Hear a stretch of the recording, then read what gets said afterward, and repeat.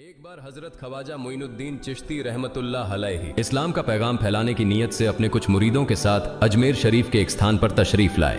जिस मुकाम पर हजरत ख्वाजा मोइनुद्दीन चिश्ती रहमतुल्लाह अलैहि ने क़याम किया, वहां के करीब ही एक बड़ा तालाब था जिसे स्थानीय हिंदू लोग अनासागर कहते थे। उस दौर में इस तालाब की वसात और पवित्रता के कारण हिंदू समाज में इसका बहुत एहतराम किया जाता था। उनका यह अकीदा था कि जो शख्स दिन भर गुनाह करने के बाद इस तालाब में गौस्ल करता है, उसके तमाम गुनाह धुल जाते हैं। इसी वजह से वे इस तालाब को हमेशा दियों से सजाए रखते थे। कहा जाता है कि इस तालाब में हर रात दिए जलाने के लिए तकरीबन 3 मन तेल की जरूरत होती थी। तालाब की पवित्रता के कारण वहां सभी हिंदुओं को दाखिल होने की इजाजत नहीं थी। सिर्फ आला तबके के ब्राह्मण ही वहां गौस्ल कर सकते थे और तालाब के पानी को छू सकते थे। उनका यह मानना था कि अगर ब्राह्मणों के अलावा कोई और तालाब के पानी को छू ले तो पानी नापाक हो जाएगा। हजरत ख्वाजा मोइनुद्दीन चिश्ती रहमतुल्लाह अलैहि और उनके मुरीद लंबे सफर से थके हुए थे। कुछ देर आराम फरमाने के बाद जब नमाज का वक्त हुआ तो ख्वाजा मोइनुद्दीन चिश्ती रहमतुल्लाह अलैहि ने हजरत बख्तियार काकी रहमतुल्लाह अलैहि को अजान देने का हुक्म दिया। हुक्म पाकर हजरत बख्तियार काकी रहमतुल्लाह अलैहि ने अजान देना शुरू किया। उस वक्त हिंदुस्तान में तौहीद का पैगाम और अजान के अल्फाज किसी ने नहीं सुने थे। जब लोगों ने पहली बार अजान के अल्फाज सुने तो उनके दरमियान हलचल मच गई। लोग अपने घरों से बाहर आकर एक दूसरे से कहने लगे, ये फकीर लोग कहां से आ गए और ये क्या पढ़ रहे हैं। अजान खत्म होने के बाद हजरत ख्वाजा मोइनुद्दीन चिश्ती रहमतुल्लाह अलैहि और उनके साथियों ने अनासागर तालाब पर जाकर वुजू करना शुरू किया। जब हिंदू पुजारियों ने देखा कि एक अजनबी दरवेश उनके मखसूस तालाब का इस्तेमाल कर रहा है तो उनके दिल में गुस्से की आग भड़क उठी। एक पुजारी बोला, यह दरवेश कहां से आ गया? बिना हमारी इजाजत के इसने हमारे पाक तालाब को हाथ लगा दिया। हम इस तालाब को कितना मुकद्दस मानते हैं और इन मुसाफिरों ने इसे नापाक कर दिया है। इसका कोई हल निकालना ही होगा। इसके बाद हजरत ख्वाजा मोइनुद्दीन चिश्ती रहमतुल्लाह अलैहि ने तमाम साथियों के साथ मिलकर जमात के साथ नमाज अदा की। लोग ये मंजर देखने लगे और कहने लगे, ये तो कोई अजीब फकीर है। हमारे मंदिरों में सब देवी देवता मौजूद हैं और ये उनकी इबादत न करके किसी नए खुदा की इबादत कर रहा है। अगर मंदिर के बाहर भी कोई खुदा है तो उसे भी मंदिर में रखा जाना चाहिए ताकि लोग उसकी भी पूजा कर सकें। शाम ढलने लगी। शाम होते ही राजा पृथ्वीराज के ऊंटों के चरवाहे अपने ऊंट लेकर उस जगह पहुंचे। इत्तेफाक से हजरत ख्वाजा मोइनुद्दीन चिश्ती रहमतुल्लाह अलैहि उसी जगह पर तशरीफ फरमा थे जहां आमतौर पर राजा के ऊंट आराम किया करते थे। चरवाहों ने देखा कि एक दरवेश का काफिला उनके मुकाम पर आकर बैठा है। उन्होंने हजरत ख्वाजा मोइनुद्दीन चिश्ती रहमतुल्लाह अलैहि और उनके साथियों से कहा, अरे फकीर बाबा, आप कहां से तशरीफ लाए हैं और यहां आकर बैठ गए? क्या आपको मालूम नहीं कि यहां रोजाना राजा पृथ्वीराज के ऊंट आराम फरमाते हैं? राजा के ऊंट यहां आराम करते हैं। ये जानते हुए भी आपने यहां बैठने की जुर्रत कैसे की? हजरत ख्वाजा मोइनुद्दीन चिश्ती रहमतुल्लाह अलैहि ने उन चरवाहों को नरमी से जवाब दिया, बाबा, हम मुसाफिर हैं और अनजान हैं। हमें मालूम नहीं था कि इस मुकाम पर राजा के ऊंट आराम करते हैं। चूंकि हम पहले ही यहां रात गुजारने का इरादा कर चुके हैं, तुम अपने ऊंटों को आज किसी और जगह आराम देने ले जाओ। आसपास बहुत सी जगहें हैं। हजरत ख्वाजा मोइनुद्दीन चिश्ती रहमतुल्लाह अलैहि का जवाब सुनकर पृथ्वीराज के चरवाहे बोले, फकीर की हिम्मत तो देखो, कहता है कि राजा के ऊंटों को कहीं और ले जाएं और खुद यहां बैठे रहेंगे। फकीर बाबा, यह तो हरगिज मुमकिन नहीं है। राजा के ऊंट अपने ही मुकाम पर बैठेंगे। यह कहकर चरवाहों ने हजरत ख्वाजा मोइनुद्दीन चिश्ती रहमतुल्लाह अलैहि और उनके साथियों को वहां से उठाने के लिए दुर्व्यवहार करना शुरू कर दिया। हजरत ख्वाजा मोइनुद्दीन चिश्ती रहमतुल्लाह अलैहि बहुत ही सरल स्वभाव के थे। जब उन्होंने देखा कि चरवाहे दुर्व्यवहार कर रहे हैं तो उन्होंने बख्तियार काकी रहमतुल्लाह अलैहि से कहा, बख्तियार, हम यहां बैठकर क्या करेंगे? जब राजा के ऊंटों को यहीं बैठाना है तो रहने दो, ऊंट यहीं बैठे, हम यहां से जा रहे हैं। यह कहकर हजरत ख्वाजा मोइनुद्दीन चिश्ती रहमतुल्लाह अलैहि अपने साथियों के साथ वहां से चले गए। अगली सुबह जब ऊंटों को फिर से चरागाह में ले जाने का समय आया तो चरवाहे ऊंटों को उठाने की कोशिश करने लगे, लेकिन बार बार कोशिश के बावजूद वे ऊंटों को उठा नहीं सके, क्योंकि अल्लाह के वली हजरत ख्वाजा मोइनुद्दीन चिश्ती रहमतुल्लाह अलैहि ने कहा था कि ऊंट यहीं बैठेंगे। अल्लाह रब्बुल आलमीन ने उनकी यह दुआ कबूल कर ली थी और ऊंटों को आदेश दिया था कि जब तक मोइनुद्दीन चिश्ती खुद नहीं कहेंगे तब तक वे यहीं बैठे रहेंगे। इसके बाद चरवाहे ऊंटों के न उठने का कारण जानने लगे। उनमें से एक नेक चरवाहा था जिसने कहा, क्या तुम्हें याद है कि हमने कल यहां से एक दरवेश को उठाया था? जाते जाते उन्होंने कहा था कि हम जा रहे हैं, राजा के ऊंट यहीं बैठेंगे। मुझे लगता है कि उनके कहे शब्दों के कारण ही राजा के ऊंट उठ नहीं पा रहे हैं। शायद वह कोई बड़े वली हैं या अल्लाह का कोई अवतार है। इस बात को महामहिम राजा के समक्ष रखते हैं। इसके बाद चरवाहे पृथ्वीराज के पास पहुंचे और हाथ जोड़कर निवेदन किया, महाराज, हमने बहुत कोशिश की, लेकिन आपके ऊंटों को उनके स्थान से नहीं उठा सके और उन्हें चरागाह में घास चराने नहीं ले जा पा रहे हैं। राजा पृथ्वीराज ने आश्चर्य से पूछा, क्या ऊंटों को कोई बीमारी है जिस कारण वे उठ नहीं पा रहे? चरवाहों ने कहा, महाराज, ऊंट पूरी तरह स्वस्थ हैं, उन्हें कोई बीमारी नहीं है। पृथ्वीराज ने कहा, तो फिर वे अपनी जगह से क्यों नहीं उठ रहे? चरवाहों ने कहा, महाराज, कल उस स्थान पर एक दरवेश बैठे थे, हमने उनके और उनके साथियों के साथ काफी दुर्व्यवहार किया और उन्हें वहां से उठा दिया था। जाते जाते उन्होंने कहा था, राजा के ऊंट यहाँ बैठेंगे और उठेंगे नहीं। हमें लगता है कि दरवेश की बद्दुआ के कारण ही ऊंट अपनी जगह से नहीं उठ पा रहे हैं। तब पृथ्वीराज ने हुक्म दिया, अच्छा, जाओ और उस दरवेश को मेरे पास ले आओ। जब हजरत ख्वाजा मोइनुद्दीन चिश्ती रहमतुल्लाह अलैहि पृथ्वीराज के दरबार में पहुंचे तो पृथ्वीराज ने उनसे पूछा, ए दरवेश, आपने मेरे ऊंटों को क्यों पंगु बना दिया है? मेरे ऊंट भूखे मर रहे हैं, कृपया अपना जादू उनसे हटा लें।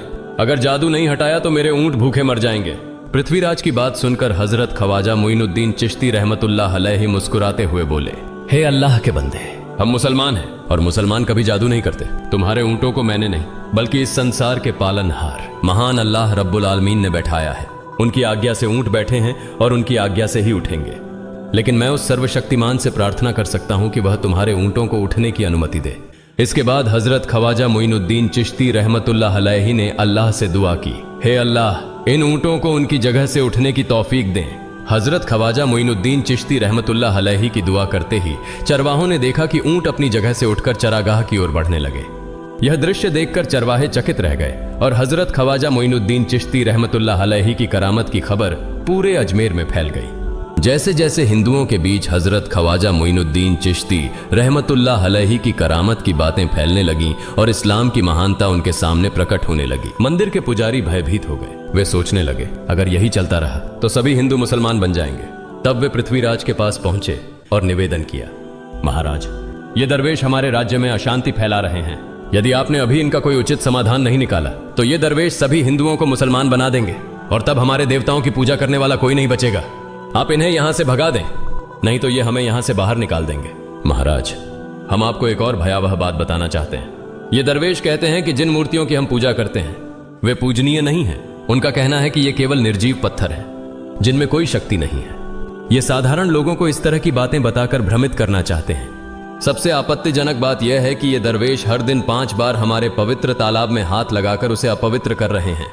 पुरोहितों की बात सुनकर पृथ्वीराज ने हजरत ख्वाजा मोइनुद्दीन चिश्ती रहमतुल्लाह अलैहि को बुलाया। जब हजरत ख्वाजा मोइनुद्दीन चिश्ती रहमतुल्लाह अलैहि उनके दरबार में पहुंचे तो पृथ्वीराज ने कहा, ए दरवेश, हम देख रहे हैं कि आप गोमाता का मांस खाते हैं और हमारे देवताओं का अपमान करते हैं। हमारे धर्म के बारे में तरह तरह की उल्टी सीधी बातें कर रहे हैं। हम यह सहन नहीं कर सकते। हम यह भी देख रहे हैं कि आप हमारे पवित्र तालाब को अपने अपवित्र हाथों से खराब कर रहे हैं। आप तुरंत हमारे देश से चले जाएं। हजरत ख्वाजा मोइनुद्दीन चिश्ती रहमतुल्लाह अलैहि ने कहा, बाबा, हम लोग तो केवल वुजू करते हैं, नहाते नहीं। अगर पूरी देह के स्पर्श से आपके तालाब का पानी खराब नहीं होता है तो केवल हमारे हाथ और चेहरे के पानी से तालाब अपवित्र कैसे हो सकता है? यह सुनकर पृथ्वीराज ने कहा, वे सभी लोग हमारे धर्म के हैं जबकि तुम लोग कहीं और से आ गए हो। तुम हमारे धर्म के नहीं हो, इसलिए तुम्हारे हाथ लगाने से हमारा तालाब अपवित्र हो जाता है। तब हजरत ख्वाजा मोइनुद्दीन चिश्ती रहमतुल्लाह अलैहि ने कहा, अच्छा बाबा, हम अब आपके तालाब के पानी को हाथ नहीं लगाएंगे, लेकिन हमें पानी की जरूरत है तो हम चाहते हैं कि केवल एक बर्तन में पानी ले लें। पृथ्वीराज ने कहा, ठीक है, तुम पानी ले सकते हो, लेकिन तुम्हारा बर्तन तालाब में लगे, तुम्हारे हाथ नहीं। अगर तुम्हारे हाथ स्पर्श करें तो हम इसके खिलाफ सख्त कार्रवाई करेंगे। राजा के साथ सहमति के बाद हजरत ख्वाजा मोइनुद्दीन चिश्ती रहमतुल्लाह अलैहि ने अपने मुख्य खलीफा बख्तियार काकी रहमतुल्लाह अलैहि से कहा, बख्तियार, जाओ और राजा के तालाब से एक बर्तन में पानी ले आओ, लेकिन बहुत सावधानी से पानी लेना ताकि तुम्हारा हाथ तालाब के पानी को छू न सके। बख्तियार काकी रहमतुल्लाह अलैहि हजरत ख्वाजा मोइनुद्दीन चिश्ती रहमतुल्लाह अलैहि के आदेश का पालन करते हुए आना सागर से पानी लेने गए। उन्होंने बर्तन को तालाब में डुबोया और उनका हाथ पानी को नहीं छू सका क्योंकि चमत्कारवश पूरा तालाब एक छोटे बर्तन में समा गया। आना सागर पूरी तरह से सूख गया और उसकी तली में केवल सूखी रेत दिखाई देने लगी। जब पुरोहितों ने देखा कि उनके पवित्र तालाब में एक भी बूंद पानी नहीं बची है और वह मरुस्थल की तरह सूख गया है तो वे घबराते हुए राजा पृथ्वीराज के पास गए और बोले, महाराज, यह तो भारी संकट हो गया है। पृथ्वीराज ने पूछा, क्या हुआ? पुरोहितों ने कहा, उस दरवेश ने हमारे पूरे तालाब का पानी ले लिया है। अब हमारे पवित्र तालाब में एक बूंद भी पानी नहीं है। अगर इस तालाब में पानी नहीं होगा तो हम अपने पापों का प्रायश्चित कैसे करेंगे? दूर दूर से हजारों हिंदू लोग इस तालाब में स्नान करने आते हैं ताकि वे अपने पाप धो सकें। अगर पानी नहीं रहेगा तो वे यहां आना बंद कर देंगे, जिससे हमारा बड़ा नुकसान होगा और अजमेर की मान मर्यादा मिट्टी में मिल जाएगी। पृथ्वीराज गहरे विचार में पड़ गए। वे हजरत ख्वाजा मोइनुद्दीन चिश्ती रहमतुल्लाह अलैहि के खिलाफ कोई कठोर कदम उठाने से झिझक रहे थे, क्योंकि उन्हें आशंका थी कि अगर उन्होंने दरवेश के खिलाफ सैनिक भेजे और दरवेश ने सैनिकों पर भी जादू कर दिया तो उनकी परेशानी और बढ़ जाएगी। इसलिए उन्होंने कहा, तुम लोग जाओ और उस दरवेश को मेरे पास बुला कर लाओ। मैं देखता हूं कि वह क्या चाहता है। अगर उसकी मांग उचित होगी तो हम उसे मान लेंगे, और यदि उचित नहीं हुई तो हम माफी मांगकर अपना तालाब का पानी वापस ले लेंगे। जब हजरत ख्वाजा मोइनुद्दीन चिश्ती रहमतुल्लाह अलैहि पृथ्वीराज के दरबार में पहुंचे तो पृथ्वीराज ने कहा, ऐ बाबा, आपने हमारे तालाब का सारा पानी ले लिया है। हम अपने पापों का प्रायश्चित कैसे करेंगे? पूरे दिन के पाप हम इस तालाब में स्नान करके धोते हैं। अगर तालाब में पानी नहीं होगा तो हम अपने पाप कैसे धोएंगे? हजरत ख्वाजा मोइनुद्दीन चिश्ती रहमतुल्लाह अलैहि ने उत्तर दिया, देखो बाबा, तुम्हारे पास आना सागर है, पर दुनिया के हर कोने में ऐसा तालाब नहीं है, तो क्या वे लोग अपने पाप कैसे धोएंगे? पापों को धोने की ताकत इस तालाब के पानी में नहीं है। पापों को माफ करने वाला केवल अल्लाह है, जिसने आकाश, धरती और पूरी सृष्टि बनाई है। उसकी इजाजत के बिना एक पत्ता भी नहीं हिलता। इसलिए मैं तुम्हें इस भ्रम को छोड़कर सही राह पर आने की दावत देता हूं। वहां मौजूद हजारों हिंदू हजरत ख्वाजा मोइनुद्दीन चिश्ती रहमतुल्लाह अलैहि की बातें मंत्रमुग्ध होकर सुन रहे थे। इसके बाद उन्होंने कहा, जाओ बख्तियार, जिस बर्तन में तुमने तालाब का पानी लिया था उसे वापस तालाब में डालाओ। बख्तियार काकी रहमतुल्लाह अलैहि हजरत ख्वाजा मोइनुद्दीन चिश्ती रहमतुल्लाह अलैहि के हुक्म से आना सागर में बर्तन का पानी डालने गए। जैसे ही बर्तन का पानी तालाब में डाला, आना सागर फिर से पानी से लबालब भर गया। इस चमत्कार को देखकर वहां मौजूद कई हिंदुओं ने कलमा पढ़कर इस्लाम कबूल कर लिया। यह देखकर हिंदू पुरोहितों और पंडितों की चिंता बढ़ गई। वे पृथ्वीराज के पास गए और बोले, महाराज, यदि अब कोई उपाय नहीं किया गया तो सारे हिंदू मुसलमान हो जाएंगे। पृथ्वीराज ने कहा, मुझे सलाह दो, इस दरवेश का मुकाबला कैसे किया जा सकता है? पुरोहितों ने कहा, यह दरवेश एक बड़ा जादूगर है, इसलिए इसका मुकाबला भी जादू से करना होगा। हमारे बीच एक बड़े पुरोहित और जादूगर रामदेव हैं, उन्हें इसके मुकाबले में भेजें। अगर वह जादू से इसे हरा सके तो हम अपने हिंदू धर्म का गौरव फिर से प्राप्त कर सकेंगे। पृथ्वीराज ने रामदेव को बुलाकर कहा, रामदेव, मैं तुम्हें इस दरवेश को जादू से हराने की जिम्मेदारी दे रहा हूं। अगर तुम उसे हरा सके तो हम अपने धर्म का गौरव फिर से पा सकेंगे। रामदेव ने पृथ्वीराज को आश्वस्त करते हुए कहा, महाराज, आप चिंता न करें, इस दरवेश को हराना मेरे लिए बहुत आसान है। मैं आपके समक्ष हमारे धर्म का गौरव वापस लाकर रहूंगा।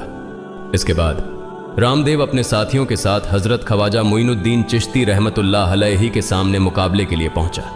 उसने कहा, मोइनुद्दीन, अगर तुम में ताकत है तो मुझसे जादू का मुकाबला करो। मैंने तुम जैसे बहुत से जादूगरों को हराया है। तुम्हें हराना तो मेरे लिए साधारण बात है। हजरत ख्वाजा मोइनुद्दीन चिश्ती रहमतुल्लाह अलैहि ने उसकी बातों का कोई जवाब नहीं दिया। रामदेव ने देखा कि हजरत ख्वाजा मोइनुद्दीन चुप हैं, तो उसने गाली गलौज करना शुरू कर दिया। जब रामदेव अपनी हदें पार कर गया तो हजरत ख्वाजा मोइनुद्दीन ने उसकी आंखों में देखते हुए कहा, रामदेव, तू चिल्ला रहा है, लेकिन मैं तेरे माथे पर ईमान की रोशनी देख रहा हूं। हजरत ख्वाजा मोइनुद्दीन चिश्ती रहमतुल्लाह अलैहि की यह बात सुनते ही रामदेव कांपने लगा, और उसी क्षण अल्लाह रब्बुल आलमीन ने उसके दिल में ईमान की रोशनी डाल दी। रामदेव हजरत ख्वाजा मोइनुद्दीन चिश्ती के चरणों में गिर पड़ा और बोला, हे अल्लाह के वली, मैंने आपके साथ बहुत बेअदबी की है, मुझे माफ करें और मुझे कलमा पढ़ाकर इस्लाम की राह दिखाएं। हजरत ख्वाजा मोइनुद्दीन चिश्ती रहमतुल्लाह अलैहि ने रामदेव को कलमा पढ़ाया और उनका नाम रखा मोहम्मद सादिक। इतिहास बताता है कि बाद में रामदेव मोहम्मद सादिक के रूप में एक बड़े अल्लाह के वली बन गए। प्रिय पाठकों, सोचें, जो रामदेव हजरत ख्वाजा मोइनुद्दीन चिश्ती को पराजित करने आए थे, वही अब उनके हाथ में हाथ देकर इस्लाम की शांति की छांव में आ गए। यह अल्लाह रब्बुल आलमीन का चमत्कार और शक्ति है, जो जिसे चाहे हिदायत दे सकता है। आमीन।